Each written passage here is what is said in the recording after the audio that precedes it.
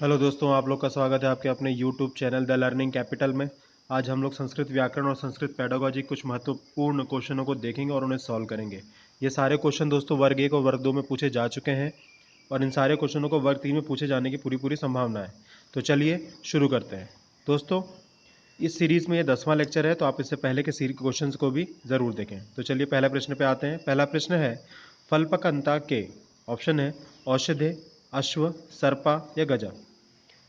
ठीक है दोस्तों, ऑप्शन है औषधे, अश्व, सर्पा या गजा। फल्पकंता क्या होता है? ठीक है ना। तो फल जो है पकने के बाद नष्ट हो जाता है और नष्ट नष्ट मतलब क्या कि मिट्टी में मिलता है और मिट्टी में उसके बीज जो है वो औषधि के तौर पर औषधि के रूप में काम करता है। ये कहाँ लिखा हुआ है दोस्तों? ये मनुस्मृति में लिखा हुआ है और ये एनसीईआरटी के 11th क्लास के बुक में से लिया हुआ प्रश्न है जो वर्ग 2 में पूछा गया हुआ था, एनसीईआरटी के क्लास सेकंड से। ठीक है दोस्तों, तो इसका सही उत्तर क्या होगा? इसका सही उत्तर होगा औषधि। ठीक है दोस्तों, अगले प्रश्न पर बढ़ते हैं। अगला प्रश्न है, क्षेमेंद्र क्षेमेंद्र विरचित बृहत कथा संस्कृता रूपांतरण अस्ति। क्षेमेंद्रण एक जो है वो किसकी बृहत कथा का संस्कृत का रूपांतरण किसने किया था? ऑप्शन है बृहत कथा मंजरी, कथा सरित सागर, बृहत कथा लोक संग्रह या कथा सरित संग्रह। ठीक है दोस्तों, तो इसका जो सही उत्तर है वह है बृहत कथा मंजरी। क्या उत्तर है दोस्तों इसका? बृहत कथा मंजरी। ठीक है दोस्तों, ये क्षेमेंद्र ने, ये एक लेखक है क्षेमेंद्र, इन्होंने इसका संस्कृत में रूपांतरण किया था। ठीक है, अगले प्रश्न पर आते हैं। अगला है, गुरुत्वाकर्षण इतस्य संधि विभजनम एवं भवति। गुरुत्वाकर्षण का संधि विच्छेद क्या होगा? ऑप्शन है गुरुत्व आकर्षणम, गुरु धन अत्वाकर्षणम या गुरुत्वाधन आकर्षणम। तो दोस्तों जो इसका सही उत्तर है वो है गुरुत्व धन आकर्षणम। गुरुत्व धन आकर्षणम। ठीक है दोस्तों, गुरुत्व धन आकर्षणम। अगले प्रश्न पर आते हैं। अगला है, अकारांत अकारांत परम विसर्ग तत्पर स्वरो वह मृदु यज्जनो भवति तदा एवं भवति। अकारांत पर विसर्ग लगाने पर, ठीक है दोस्तों, क्या हो जाता है? ठीक है, जो मृदु व्यंजन होते हैं उनका क्या हो जाता है? लोप हो जाता है। क्या हो जाता है? लोप हो जाता है। तो सही उत्तर क्या होगा? लोप होगा। चलिए आगे बढ़ते हैं। अगला प्रश्न है, बहुव्रीहि समासे कस्यार्थस्य प्रधानम। बहुव्रीहि समास में कौन सा पद प्रधान होता है? ऑप्शन है पूर्व पद प्रधान, उत्तर पद प्रधान, उभय पद प्रधान, अन्य पद प्रधान। तो दोस्तों बहुव्रीहि समास में क्या होता है? अन्य पद प्रधान होता है। ठीक है ना, पूर्व पद होता है ना उत्तर पद होता है। कौन सा होता है? अन्य पद। वो किसी तीसरे की बात कर रहा होता है। ठीक है, अगले समास पे आते हैं। अगला है, निम्नलिखित समूहतर पद में स्थे। निम्नलिखित में से अलग कौन सा है? ऑप्शन है द्विगु, कर्मधारय, अव्ययभाव या तत्पुरुष समास। द्विगु समास, कर्मधारय समास, अव्ययभाव से या तत्पुरुष समास। तो देखिए दोस्तों, इसमें क्या है कि हमें अलग जो समूह से हटकर हैं उनको छांटना है। तो इसमें इसका सही उत्तर होगा कर्मधारय समास। कर्मधारय समास क्या होता है? तत्पुरुष के अंदर ही आ जाता है। ठीक है, कर्मधारय समास तत्पुरुष समास के अंदर ही आ जाता है। चलिए आगे बढ़ते हैं। अगला है, अत्र समूहतर पद अस्ति। इसमें भी हमें क्या बताना है दोस्तों? जो अलग है, जो समूह से भिन्न है। ऑप्शन है द्वापर युग, कृतयुगम, नवयुगम या त्रेता युगम। तो दोस्तों इसका सही उत्तर क्या होगा? नवयुगम। द्वापर युग था, त्रेता युग था, कलयुग था। ठीक है ना, आगे आया समझ में? ऑप्शन क्या होगा इसका? तीसरा सही होगा। ठीक है, अगले प्रश्न पर बढ़ते हैं। अगला है, क्रोच इति। क्रोच क्या है? क्रोच क्या है? ऑप्शन है खाद्य विशेष, पक्षी विशेष, मर्ग विशेष या वृक्ष विशेष।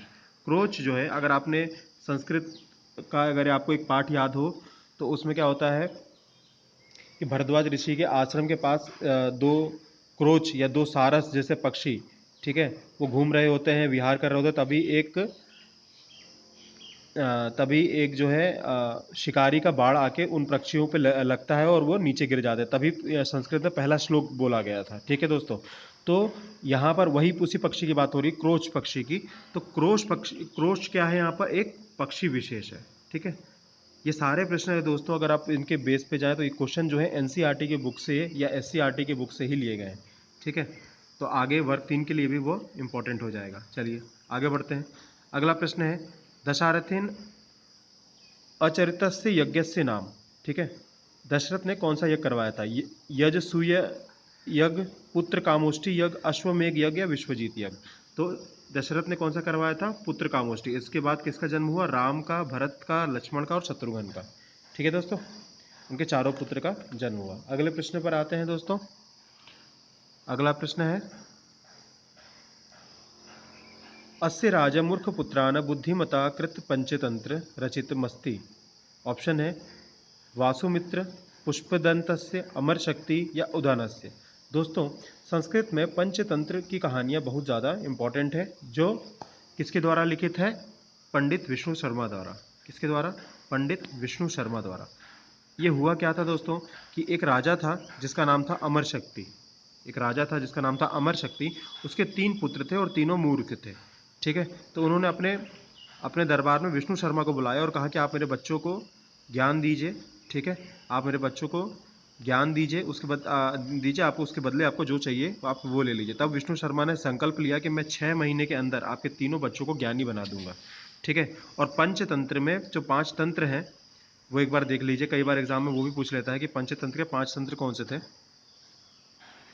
तो पंचतंत्र में दोस्तों जो 5 तंत्र थे वो कौन से थे? पहला था मित्रभेद, मित्रभेद, मित्रलाभ, मित्रलाभ, संधि विग्रह, संधि विग्रह, लब्ध प्रनाश, लब्ध प्रनाश और अपरीक्षित कारक। और कौन सा दोस्तों? अपरीक्षित कारक। ठीक है, अगले प्रश्न पर चलते हैं। अगला प्रश्न है सरस्वत्या वीणा नाम किम। सरस्वती जी की वीणा का नाम क्या था? ऑप्शन है कच्छपी, घोषवती, माया या महती। तो दोस्तों जो सरस्वती जी का वीणा का नाम क्या है? कच्छपी। क्या है? कच्छपी। चलिए आगे बढ़ते हैं। अगला प्रश्न है भुजंग इतस्य पर्यापादम किम। भुजंग का पर्यावाची शब्द क्या है? ऑप्शन है सर्प, तुरंग, धेनु या विहट। दोस्तों इसका जो सही उत्तर है वो है क्या? सर्प। भुजंग किसको कहा जाता है? सर्प को भी कहा जाता है। ठीक है, या सांप को भी कहा जाता है। ठीक है दोस्तों, चलिए आगे बढ़ें। अगला प्रश्न है मलिकनाथ कौन थे? ऑप्शन है व्याकरण भाष्यकार, वेद भाष्यकार, पंचमहाकाव्य व्याख्याकार या वैज्ञानिक। तो दोस्तों जो मलिकनाथ थे इन्होंने क्या कहा था कि पंचमहाकाव्य का व्याख्या की थी। बहुत सारे काव्य लिखे गए। ठीक है, जैसे रघुवंशम, कुमार संभवम, कीर्तार्जुनियम, ठीक है, शिशुपाल वधम, नेत्रचरितम। तो इन्होंने इनको पंच महाकाव्य कहा। किसको किसको कहा दोस्तों? कई बार ये भी पूछ लेता है। कौन सा है? रघुवंशम, रघुवंशम, कुमार संभवम, कुमार संभवम, कीर्ता अर्जुनियम, किराता अर्जुनियम, शिशुपाल वधम, शिशुपाल वधम और नैश्चरितम। और क्या? नैश्चरितम। इन 5 को इन्होंने क्या कहा? पंच महाकाव्य का। और उन्होंने इसकी व्याख्या किसने की? मलिकनाथ ने की। ठीक है दोस्तों, तो चलिए आगे बढ़ते हैं। अगला प्रश्न है हर्षचरितम प्रेरणता का इतस्य। ठीक है, हर्षचरित किसके द्वारा लिखित है? ऑप्शन है बाणभट्ट, भारवी, कालिदास या भवभूति। ठीक है दोस्तों, बाणभट्ट, भारवी, कालिदास या भवभूति। तो किसने लिखा हर्षचरितम? बाणभट्ट ने। किसने लिखा है दोस्तों? बाणभट्ट। बाणभट्ट ने क्या लिखा है? हर्षचरितम। ठीक है, अगले प्रश्न पर आते हैं। अगला है इदम भृतहरि शतकते अंतर्भवती। ठीक है, भृतहरि की निम्न में से कौन सी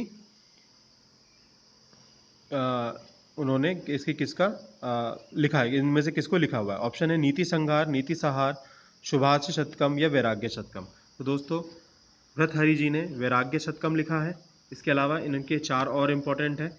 एक है नीति शतकम, ठीक है, नीति शतकम, श्रृंगार शतकम, श्रृंगार शतकम और एक है भक्ति शतकम। एक है क्या है दोस्तों? भक्ति शतकम। ठीक है ना, कौन कौन सा? वैराग्य शतकम, नीति शतकम, श्रृंगार शतकम और भक्ति शतकम। ठीक है दोस्तों आज के लिए इतना ही। अगर आपको ये वीडियो पसंद आया हो तो उसको लाइक कीजिए, चैनल को सब्सक्राइब कीजिए और अगर आपके कोई भी सुझाव हो तो इस नीचे कमेंट बॉक्स में ज़रूर लिखिए। धन्यवाद।